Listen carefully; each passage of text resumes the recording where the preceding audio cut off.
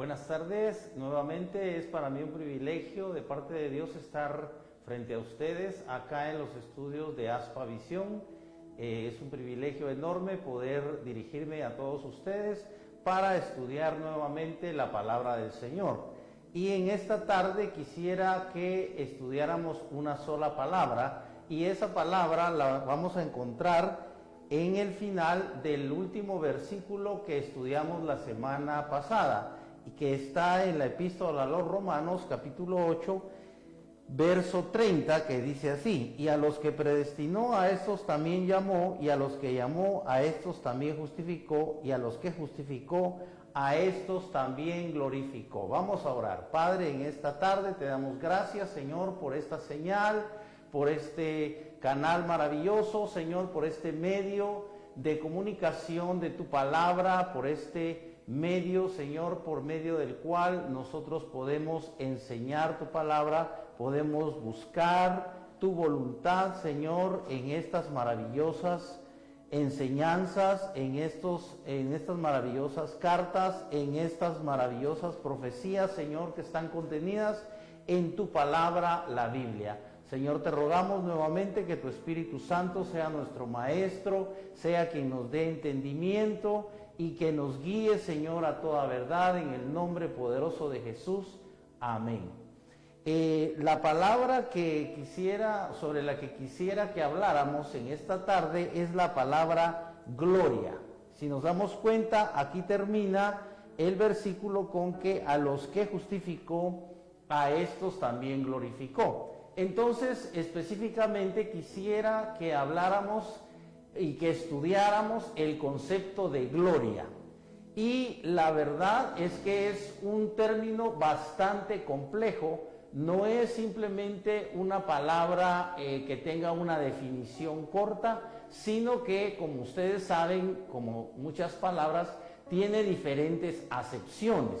Y yo quisiera que comenzáramos con un pasaje en cierta forma paralelo, aunque pareciera que no tiene nada que ver, que es un pasaje que encontramos en el libro de Éxodo. Vamos a retroceder al libro de Éxodo, capítulo 33, y es un momento en el que Moisés ya ha tenido muchas experiencias con Dios. Es un momento en el que Moisés ya tuvo el llamado de parte de Dios a través de una visión en la cual Dios se le manifiesta por medio de fuego en la zarza, una zarza que ardía, pero que no se consumía la zarza, siendo de madera. Debía consumirse, debía quemarse, debía hacerse humo y destruirse, y sin embargo Moisés dice, voy a acercarme a ver qué es esta visión, o qué es esto, por qué no se quema la zarza. Y es cuando el Señor le llama y le dice le comisiona para que él vaya y saque al pueblo de Israel de Egipto.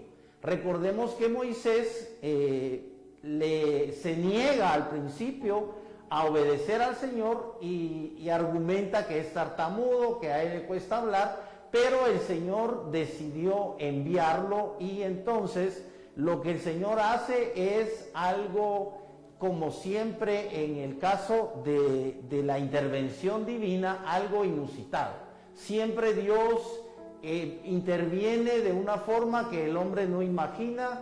Dios reacciona de una forma que el hombre definitivamente no puede prever, no puede predecir, porque recordemos que la Escritura dice que los pensamientos de Dios son más altos que los pensamientos del hombre.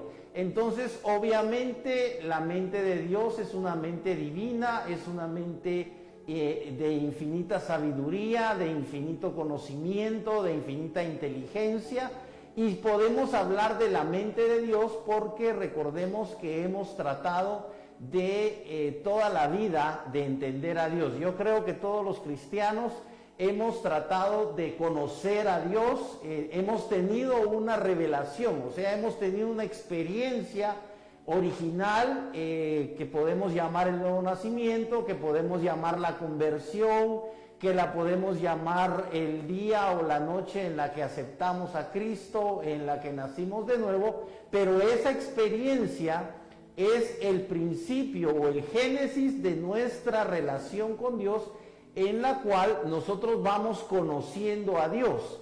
¿Por qué? Porque definitivamente no tiene ningún sentido utilizar el concepto griego, el concepto humanista de conócete a ti mismo. Recuerden que en el humanismo el centro del universo, entre comillas, es el hombre. En el cristianismo el centro no es el hombre, el centro es Jesucristo, el centro de toda nuestra atención, de todo nuestro interés es la persona de Dios. Así que son dos personas, podrían decirse, completamente diferentes. En el humanismo la filosofía es conócete a ti mismo. En el cristianismo, ¿a quién debemos conocer? Debemos conocer a Dios. ¿Y qué sucede con este proceso de conocer a Dios? Es un proceso que definitivamente dura toda la vida y vamos a llegar, los que ya somos grandes, vamos a llegar, si Dios lo permite, a ancianos y vamos a tener que morir, porque ya sabemos que todos estamos destinados a morir algún día, ¿verdad? Hemos visto que por esta pandemia algunos jóvenes, algunas personas que no parecía que fuera su tiempo para morir, murieron precisamente por la pandemia, y otros han muerto por enfermedades normales, enfermedades comunes. Mi cuñada falleció ayer en la madrugada y hoy desafortunadamente mi sobrino, con mucho pesar, pues tuvo que ir a el proceso triste y lamentable de decir el último adiós al cuerpo de mi cuñada, quien ya partió a la eternidad. Pero vamos a volver acá donde quiero que ustedes pongan su atención en relación a la petición de Moisés. ¿Por qué en repetidas ocasiones, cuando he tenido el privilegio de enseñar, yo vuelvo a esta escritura y siempre señalo que Moisés le pide al Señor esto que vamos a leer a continuación, en un momento en el que Moisés ya tenía muchas experiencias con Dios? Ya Dios lo había llamado, ya había sucedido lo del báculo. Recuerden que la vara o el báculo que tenía Moisés se convertía en serpiente. Con esa vara él convirtió el agua en sangre. Recuerden que el Señor le dio a Moisés la solución para su tartamudez, entre comillas, o sea, la excusa o el obstáculo que Moisés había puesto. Dios le dijo, bueno, ¿sabes qué? Tú tienes a tu hermano Aarón, que él es muy hábil hablando, o sea, es un orador. Aarón es fácil de habla, es un hombre que sabe hablar fácilmente y sabe hablar elocuentemente, y resulta que el Señor nombra a Aarón como profeta de Moisés y le dice específicamente que Moisés va a ser para Faraón como Dios. O sea, Moisés va a ser un representante de Dios, va a ser como un Cristo, como un ungido, como un enviado, como un apóstol, como un verdadero vicario de Cristo. Recuerden que la palabra vicario quiere decir representante o en vez de. Realmente el vicario de Cristo no es ningún hombre, sino que es nada menos que el Espíritu Santo. O sea, no puede ser cualquier persona, cualquier ser humano, sino que en este caso Dios mismo comisiona a Moisés, y Moisés tiene su profeta, entre comillas. El mismo Señor le dice, bueno, tú serás a Faraón como Dios o en vez de Dios, y Aarón será tu profeta. El punto es que después del proceso de las 10 plagas, recuerden que al fin sale el pueblo de Israel de Egipto con las poderosas plagas, ustedes las conocen. Al final, la última plaga, que es la muerte de los primogénitos, cuando los egipcios echan a los judíos o al pueblo de Israel, que podrían haber sido unos 2 millones o 2 millones y medio, porque dice que eran solo hombres eran 500,000.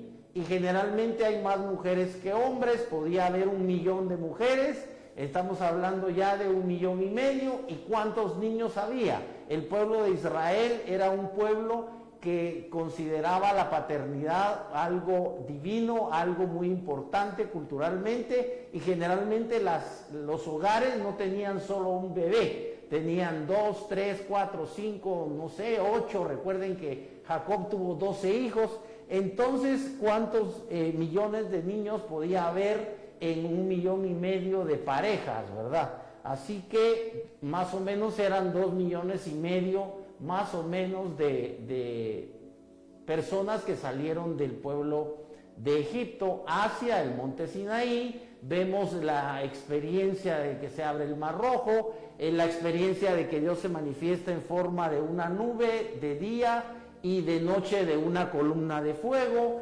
Llegan al monte Sinaí, Dios se manifiesta en forma de fuego. Dice que el monte Sinaí humeaba, que era un horno gigantesco, que había sonidos de trompetas.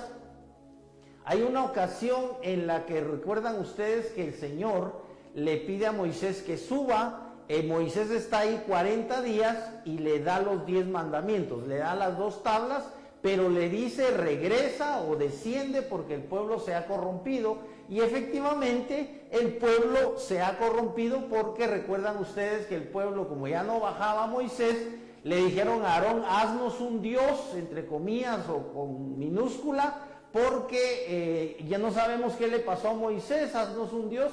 Y Aarón comete el gran pecado de esculpir un becerro. Entonces, en sí el becerro no era Jehová, sino representaba, según ellos, algo fuerte, algo, pero era obviamente idolatría, era obviamente un pecado que el Señor inmediatamente juzgó. Y recuerdan ustedes que Moisés le provoca eso un celo divino, digamos un celo espiritual. Y recuerden que a raíz de eso Moisés toma la espada, y todos aquellos que cayeron en la idolatría de adorar, entre comillas, o de reverenciar al becerro de oro, porque obviamente estaban olvidando que quien los sacaba de Egipto era nada menos que Dios en persona, o sea, el Señor Jehová de los ejércitos se les había manifestado, los había sacado con brazo fuerte a través de Moisés. Y sucede que el pueblo, ustedes saben, cae en ese pecado de idolatría. Pero el punto es que ya Moisés había tenido muchas experiencias con Dios maravillosas, que podríamos decir que bien fueron más de 50 experiencias las que Moisés tuvo antes de este momento. En el capítulo 33, donde leemos en el verso 17, y Jehová dijo a Moisés, también haré esto que has dicho, por cuanto has hallado gracia en mis ojos y te he conocido por tu nombre. Él entonces dijo, te ruego que me muestres tu gloria.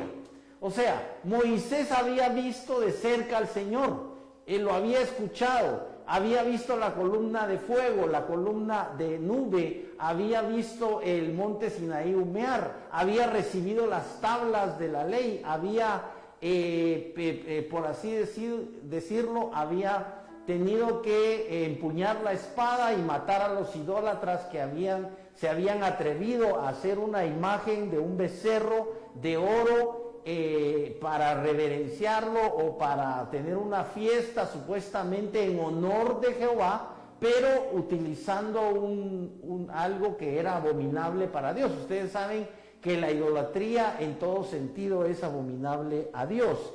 Tanto que cuando les da los 10 mandamientos, ustedes recuerden que el primer mandamiento es, no te harás imagen de lo que está en el cielo, de lo que está en la tierra, ni de lo que está debajo de la tierra, y no las honrarás. Entonces, el primer mandamiento es la fidelidad a nuestro Dios, es, por así decirlo, la fe de tener una relación con Dios que es invisible, y que a la vez no debemos dudar ni un solo momento, ni debemos buscar alguna imagen para comparar a Dios, porque es algo muy delicado. Dios es celoso y sabemos que Dios demanda que el justo viva por la fe. Pero entonces vemos acá que Moisés le está pidiendo como una prueba, como una señal, como no sé, le está pidiendo que le muestre su gloria. Entonces le está pidiendo algo sumamente especial. En ese momento, por supuesto que no había tecnología, no podemos decir que si fuera en nuestra época actual, le pediríamos un carro último modelo o una mansión en Beverly Hills. No, Moisés le estaba pidiendo algo espiritual que obviamente tiene mucho más valor que cualquier cosa material que podamos imaginar, ¿verdad? Incluso a una mujer que es estéril, obviamente lo que más anhela es ser madre. Entonces una mujer le pediría ser madre, tener un hijo. Pero Moisés le pide algo realmente increíble, le dice, muéstrame tu gloria. Y otra cosa increíble es la respuesta del Señor. El Señor no le reprocha a Moisés, pero Moisés, tantas cosas que te he mostrado, cómo me he manifestado a ti. El Señor para nada le hace ningún reproche a Moisés, sino oigan lo que el Señor le contesta. Él entonces dijo, te ruego que me muestres tu gloria. Moisés pidiéndole a Dios que le muestre su gloria, y le respondió, yo haré pasar todo mi bien delante de tu rostro, y proclamaré el nombre de Jehová delante de ti, y tendré misericordia del que tendré misericordia, y seré clemente para con el que seré clemente. Dijo más, no podrás ver mi rostro, porque no me verá hombre y vivirá. Y dijo aún Jehová, he aquí un lugar junto a mí, y tú estarás sobre la peña, y cuando pase mi gloria, yo te pondré en una hendidura de la peña, y te cubriré con mi mano hasta que haya pasado. Después apartaré mi mano, y verás mis espaldas, mas no se verá mi rostro. Así que el Señor les está haciendo ver a Moisés que su gloria es su propia persona, porque le dice, no verás mi rostro, pero verás mi espalda. Yo haré pasar mi gloria, y cuando el Señor se refiere a su gloria, se refiere a sí mismo. Así que el concepto de gloria, en primer lugar, es nada menos que la presencia de Dios. La gloria, nosotros tenemos el concepto de que la gloria es el lugar donde está Dios, obviamente, donde en el tercer cielo, entre comillas, porque la Escritura nos enseña que este cielo de día es el cielo número 1, o el primer cielo, el firmamento que vemos de noche, que es todo el universo, que podemos ver tan solo una parte de la galaxia en la que está nuestro sistema solar, que todos saben que es la Vía Láctea, que tiene unos 100,000 años luz de diámetro, que es una de millones de galaxias que hay en el universo, y que el hombre definitivamente jamás llegará a verlas, a conocerlas. El hombre es muy difícil que salga tan solo de esta Vía Láctea, porque significa viajar 100 años a la velocidad de la luz para salir de la Vía Láctea. Entonces, ningún ser humano vive tantos años, así que tienen que ser varias generaciones las que viajen a 100 años a la velocidad de la luz para que puedan salir tan solo de la Vía Láctea. Ahora, volviendo a esto, el Señor le muestra a Moisés algo tan increíble, algo tan maravilloso como es su propia persona, pero no le muestra el rostro, le muestra la espalda, y le dice que él no podrá ver su rostro porque no podrá ningún hombre verlo y vivir. Así que el Señor solo le muestra la espalda, pero se pueden ustedes imaginar la belleza de esa visión. Yo sé que suena a jactancia, pero tengo que contarles rápidamente de un testimonio personal en el cual yo también vi la gloria del Señor. Y esto fue algo que en mi vida definitivamente marcó una experiencia pero tan profundamente maravillosa que no hay palabras para explicarles.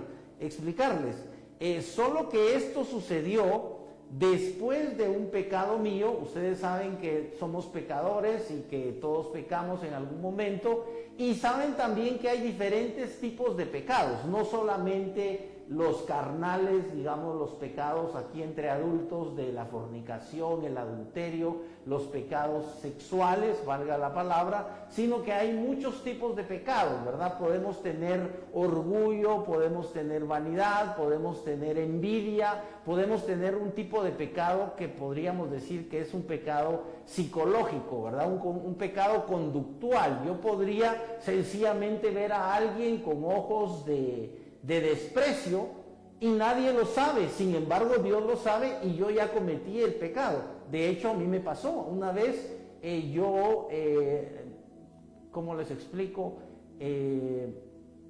Desprecié, esa es la palabra, desprecié a una nena solo porque era una nena que tenía problemas de su mente, o sea, tenía problemas intelectuales, tenía un retraso mental. Eso fue hace muchos años. Yo comenzaba en el Evangelio y yo rechacé a esa nena solo por su problema de retraso mental, y esta actitud mía, que solamente yo la conocía porque fue en mi mente, fue al verla y fue en mi mente y a nivel de mis sentimientos de rechazo hacia esta nena, yo inmediatamente sentí que Dios no está de acuerdo con ese tipo de rechazo. O sea, eso fue un pecado. Hay pecados que definitivamente ustedes saben que la Iglesia Católica, por ejemplo, los llama veniales. Hay un tipo de pecado que nadie conoce, pero nosotros sabemos que hay cosas que tenemos en nuestra mente o en nuestro corazón que no es necesario que las expresemos. Sin embargo, ya solo con concebirlas nosotros pecamos. Solo con sentir a veces con un sentimiento, con una actitud hacia la gente, nosotros pecamos. Así que no es necesario que sea un tipo de pecado como tal, ¿verdad? Que robemos o que lastimemos a alguien o que asesinemos a alguien, sino basta con pensarlo y sentirlo. Ahora, volviendo a esto, yo quisiera que pudiéramos tener un poco, ampliar el concepto de gloria, porque acá tenemos específicamente que el concepto de gloria se refiere a la presencia de Dios. Fundamentalmente, cuando hablamos de gloria, hablamos de la presencia de Dios y también hablamos del lugar donde Dios habita. De hecho, estuve leyendo en Wikipedia, ustedes saben que es el diccionario de Google, el diccionario libre donde todos podemos consultar, y en Wikipedia el concepto de gloria está circunscrito al lugar donde Dios habita, es decir, lo que nosotros llamamos el tercer cielo o la dimensión donde Dios está, que realmente se supone que está más allá del segundo cielo, o sea, está más allá del universo. Es el tercer cielo, es un lugar, una dimensión a la cual el hombre no tiene acceso, solamente que Dios quiera abrirle, por así decirlo, los cielos, abrirle los cielos, y hemos visto que hay experiencias en la Escritura. Por ejemplo, recuerden ustedes que al profeta Isaías le fueron abiertos los cielos y él dice que vio a Jehová de los ejércitos sentado en su trono de gloria. Y recuerden que Isaías en cierta forma se asusta porque dice: ay de mí, soy un hombre muerto, porque he visto al Señor Jehová de los ejércitos, he visto el trono sublime de Dios.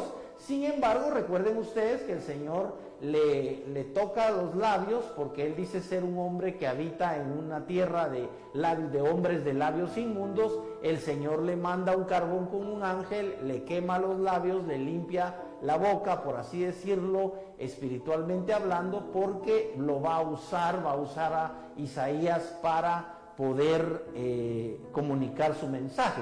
Así que el concepto de gloria está en primer lugar circunscrito a la persona de Dios. ¿Qué pasa cuando Dios se manifiesta a alguien o en algún lugar? Podemos nosotros decir que la gloria de Dios se manifestó. Recuerden ustedes que cuando Salomón erige o levanta o termina de construir o inaugura el templo de Salomón, el templo que recuerden ustedes que el rey David quería construir, pero Dios le habla y le dice que no lo va a construir él porque el rey David había derramado mucha sangre. El rey David había sido un guerrero, un general, un hombre que había usado la espada y había asesinado. Incluso recuerden que el rey David mandó matar a Urías, el esposo de Betsabé, la mujer con la que él se quedó, con la cual él adulteró, ¿verdad? Porque Betsabé era esposa de Urías y él mandó matar a Urías. El punto es que Dios no permitió que el rey David le construyera un templo, sino su hijo, Salomón, que era hijo precisamente con Betsabé. Le construye el templo Salomón y cuando es erigido, cuando es inaugurado el templo, ustedes pueden leer que la gloria del Señor desciende en ese templo y dice que desciende en forma de una nube. Así que si nosotros vemos en cierto sentido espiritualmente la gloria de Dios, es posible que veamos una nube. O sea, hay formas diversas en las cuales Dios se manifiesta. Ahora yo quisiera que tuviéramos también un diferente concepto del término gloria. Y para ello vamos a ir a Corintios, a la primera epístola a los Corintios, para que nosotros podamos escuchar un concepto de gloria poco usual que yo quisiera que ustedes juntamente conmigo analizáramos. Y esto está en Primera de Corintios capítulo 15 y verso, verso 40. Pablo está hablando, dice, no toda carne es la misma carne, sino que una carne es la de los hombres, otra carne la de las bestias, otra la de los peces y otra la de las aves. Pablo está hablando acerca de la carne, del cuerpo. El cuerpo del hombre es una cosa y el cuerpo de un perro, de un cerdo o de un caballo es otra cosa.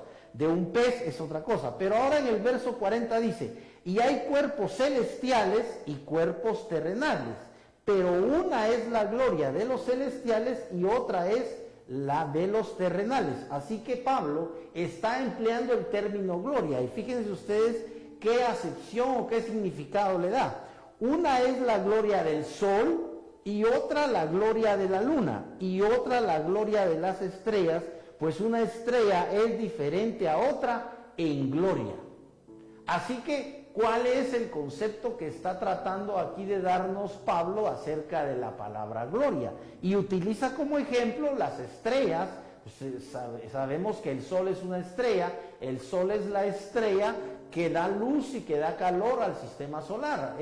Es realmente el sol el causante de la vida. Ustedes saben que la vida en la tierra depende del sol, también depende del agua y obviamente la tierra alberga los seres vivos, no solamente los mamíferos, el agua alberga los peces, pero en la tierra están los insectos, en el cielo están las aves, pero el punto es que sin el sol y sin el agua no habría vida. Incluso sabemos que un gran porcentaje de la constitución de nuestro cuerpo es agua. Pero acá Pablo está tratando de enseñar que el concepto de gloria también se refiere a los astros, porque dice que hay cuerpos celestiales y cuerpos terrenales, pero una es la gloria de los celestiales y otra es la de los terrenales. O sea, ¿qué es eso de que es una gloria de los cuerpos celestes? Una gloria es decir, un brillo, una magnificencia, un esplendor, una grandeza de las estrellas, porque recordemos que el sol es una estrella y él específicamente habla del sol. Dice, una es la gloria del sol, otra la gloria de la luna y otra la gloria de las estrellas, pues una estrella es diferente a otra en gloria. Así que Pablo está manejando aquí el concepto. Si ustedes se dan cuenta, el primer concepto, la primera definición de gloria se refiere a la presencia de Dios, a lo más divino, a lo más maravilloso que puede el hombre ver en visión o puede tener la experiencia de sentir en su espíritu nada menos que la presencia de Dios. Y sabemos que la presencia de Dios en esta tierra, que en hebreo es la Shekinah, en inglés es Shekinah, pero en hebreo es la Shekinah, la presencia de Dios, es la razón por la cual nosotros somos cristianos. Es decir, ¿por qué nosotros decidimos entregar nuestra vida a Cristo? ¿Por qué nosotros creímos en esta palabra? ¿Por qué nosotros llegamos a Cristo y recibimos a Cristo como nuestro Salvador? Pero ¿por qué sucedió algo o cómo sucedió dentro de nosotros ese milagro maravilloso de ser engendrados hijos de Dios? Es un milagro realmente como todos los milagros, pero podríamos decir que es el milagro más importante para nosotros porque es nuestro génesis. El milagro de ser engendrado hijo de Dios es el milagro con el cual nosotros entramos a la familia de Dios. Es el milagro con el cual nosotros reconocemos a Dios como nuestro Padre porque nos acaba de engendrar como sus hijos. Y al engendrarnos como sus hijos, nos da la nueva naturaleza de la que habla la Escritura, que ustedes conocen perfectamente, pero esa naturaleza es la naturaleza espiritual que nos permite sentirlo, pero a la vez nos conecta nada menos con el Espíritu Santo. Estas experiencias que el hombre puede tener con el Espíritu Santo solo pueden venir después de que es engendrado por Dios como su hijo. Ahora, volviendo acá al concepto de Pablo de la gloria, nos está diciendo que las estrellas son diferentes unas a otras en gloria. Dice, una es la gloria del sol, otra la gloria de la luna y otra la gloria de las estrellas. Así que las estrellas son diferentes una de otra en gloria. Ahora, yo quisiera que ustedes captaran este concepto de gloria, porque el concepto de gloria es la magnificencia. El concepto de gloria también tiene que ver con la grandeza. El concepto de gloria tiene que ver con la opulencia, tiene que ver con la ostentosidad. Lo que quiero decir es que el hombre inconscientemente, recordemos que la realidad de la humanidad, lo decía yo y ustedes lo saben en el primer programa, la realidad de la humanidad es pues, que por cuanto todos pecaron, están destituidos ¿de dónde? De la gloria de Dios. Entonces, como el hombre por naturaleza está destituido de la gloria, él inconscientemente en su espíritu anhela estar otra vez en esa gloria, anhela estar otra vez en comunión con Dios. Y el hombre, por su ignorancia, por su necedad, por muchas razones, porque se niega a reconocer que la palabra de Dios es la verdad, porque se niega a reconocer que Jesucristo realmente es Dios hecho hombre, es el Salvador de la humanidad. Por muchas razones, el hombre resulta rechazando a Cristo y rechazando la única opción, el único camino, el único medio de salvación que existe, y es el medio que provee Dios. Porque el hombre no puede salvarse por un medio realizado por el hombre mismo. El hombre no puede salvarse a sí mismo.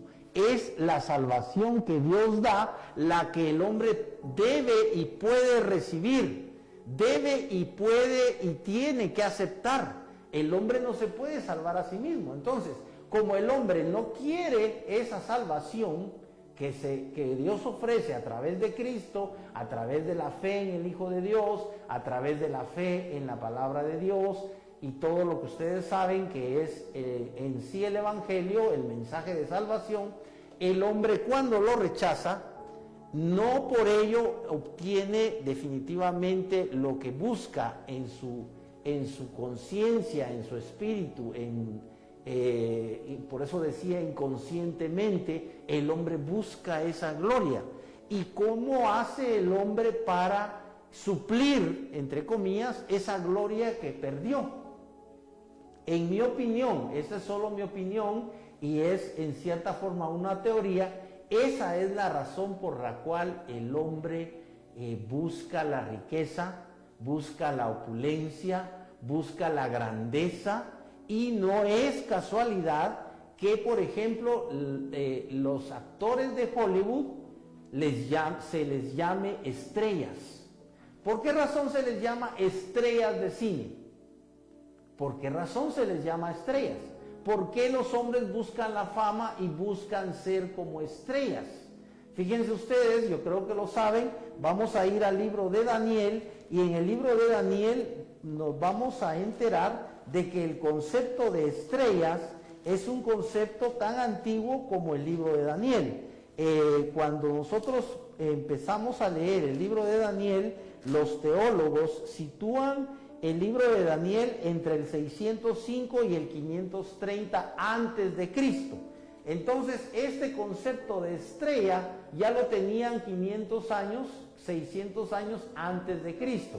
Y ahora vamos a leer acerca de un tipo de estrella que tiene que ver con nosotros los cristianos y tiene que ver particularmente con todo predicador, todo evangelista, incluso todo maestro, y es un versículo para mí muy importante y es un versículo maravilloso. Fíjense ustedes que esto está al final de el libro de Daniel, en el capítulo, les voy a decir, permítanme, en el capítulo 12 y verso 3, vean ustedes, dice: los entendidos resplandecerán como el resplandor del firmamento, y los que enseñan la justicia a la multitud como las estrellas a perpetua eternidad. O sea, que las personas que sean entendidas resplandecerán. ¿Con qué resplandor?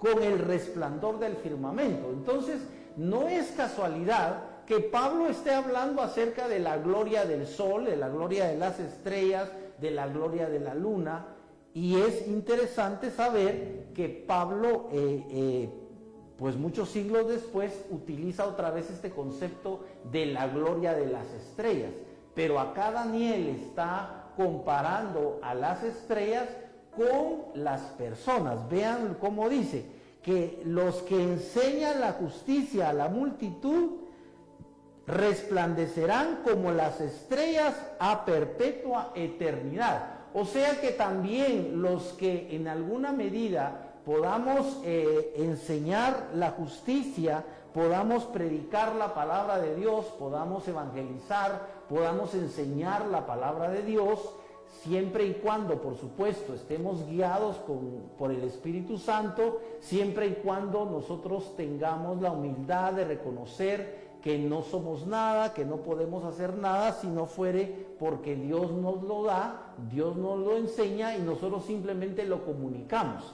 Eso en cierta forma es el concepto básico de profeta. ¿Cuál es el concepto básico de profeta? Es aquel que sencillamente va a dar un mensaje que se le da. Por ejemplo, cuando el niño es utilizado por su mamá para decirle: mira, mijo, ve con doña Marita, ya sabes quién es doña Marita, y decirle tal y tal cosa.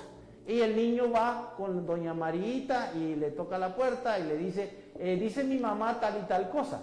El niño simplemente está llevando el mensaje de su mamá a doña Marita. Así el hombre, cuando lleva un mensaje de parte de Dios, está actuando o está en una posición profética, está siendo como un profeta, simplemente está comunicando un mensaje que no es de él, simplemente está hablando algo que es de parte de Dios. Y en este púlpito, en este canal bendito de Aspa Visión, tenemos el privilegio de poder dar el mensaje de la palabra de Dios. No es un mensaje que sea propiedad de los dueños del canal, no es un mensaje que sea propiedad de una iglesia, de una mega iglesia o de una asociación de pastores, sino es el mensaje de Jesucristo, el mensaje de la palabra de Dios. ¿Y qué ofrece para los predicadores Daniel? Imagínense que los que enseñan la justicia a la multitud resplandecerán como estrellas a perpetua eternidad. Así que es algo tan maravilloso que nosotros podamos entender el concepto de gloria, porque también está ligado, como decimos o como estamos viendo acá, está ligado nada menos que a versículo de gloria, 1 Corintios 11:7. Aquí yo grabé otra cita que es con la cual voy a terminar, 1 Corintios 11:7, para que ampliemos y terminemos este concepto de gloria. Vean cómo dice 1 Corintios 11:7. Porque el varón no debe cubrirse la cabeza, pues él es la imagen y gloria de Dios.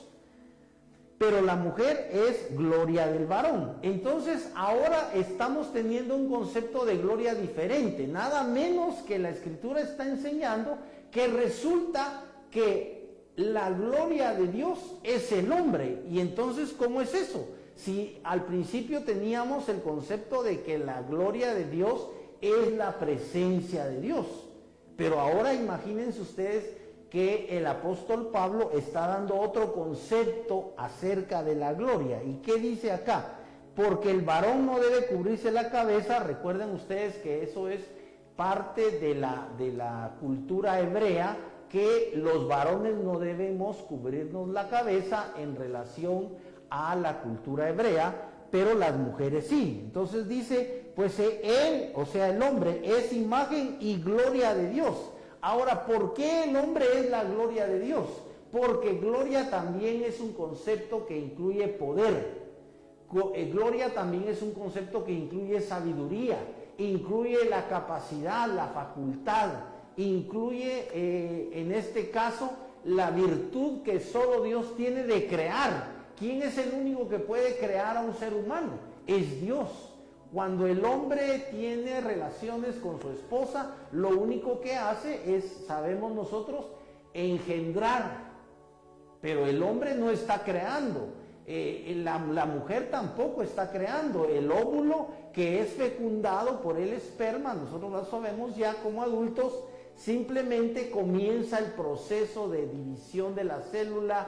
Se divide en 2, en 4, en 8, en 32 y se vuelven miles de células que comienzan a formar el feto, pero todo eso es el milagro que Dios ya estableció para la creación de un bebé. El feto es ya el bebé que se está formando, y ya sabemos que a cierta cantidad de semanas ya el feto ya está formado, y ya el bebé, que es pequeñito, que es tal vez de unos centímetros de tamaño, ya tiene brazos, tiene dedos, tiene carita, tiene boca, tiene corazón, ya le palpita el corazón. Es el milagro de la creación de Dios. Eso solo Dios lo puede hacer. Así que, ¿por qué está diciendo acá que el hombre? Ya tenemos que terminar, pero terminamos entonces con esto. El hombre es imagen y gloria de Dios. Así que por esa razón es que lo que quiero dejar en el corazón de todos ustedes es que para Dios cada persona no es como para nosotros. Nosotros vemos a las personas y las menospreciamos, las catalogamos según su conocimiento, según el dinero que tienen, según el modelo de carro que cargan, según el traje que usan, según la cuenta bancaria que tienen. Pero Dios no cataloga al hombre por esas razones. Dios ama al hombre y Dios ve en el hombre su imagen.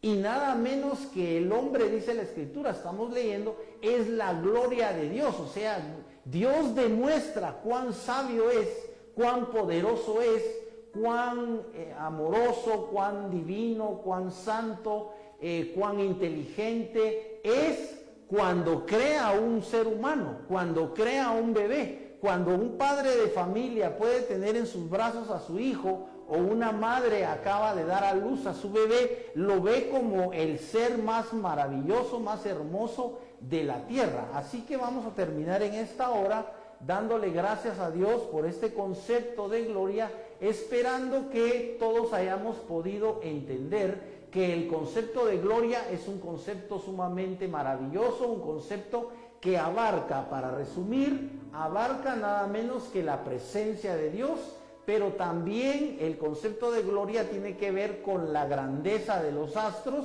porque sabemos que hay estrellas que son infinitamente más grandes que el Sol, son enormes comparadas con el Sol, y eso que recuerden que la Tierra comparada con el Sol es como la cabeza de un alfiler, y el Sol comparado con otras estrellas que son más grandes, también el Sol de la Tierra es pequeñito.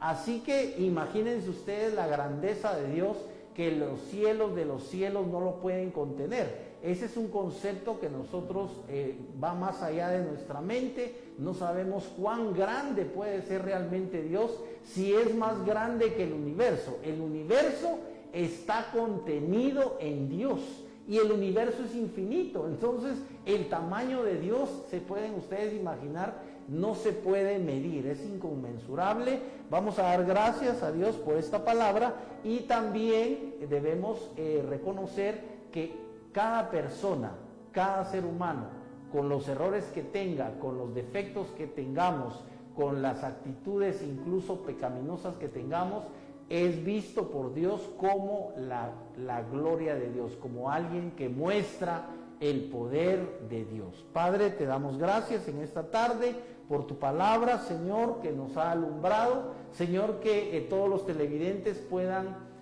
al igual que yo, entender más tu palabra, entender el concepto de gloria, que esa gloria que tú le mostraste a Moisés, Señor, pueda también manifestarse a nosotros. Al igual que Moisés, nosotros te pedimos, yo te pido, Señor, y yo espero que los televidentes te pidan, como Moisés, muéstrame tu gloria. Pidámosle al Señor que nos muestre su gloria. Señor, muéstranos tu gloria, muéstranos tu misericordia, muéstranos tu espalda, Señor, en el nombre de Jesús. Tú me permitiste en esa ocasión ver una visión de tu espalda divina después de un proceso muy duro en los años 90, y yo hoy, Señor, estoy rogando juntamente con los televidentes que tú tengas misericordia de nosotros y nos muestres tu gloria. Señor, gracias en el nombre poderoso de Jesús. Amén y amén. Que el Señor les bendiga en esta tarde.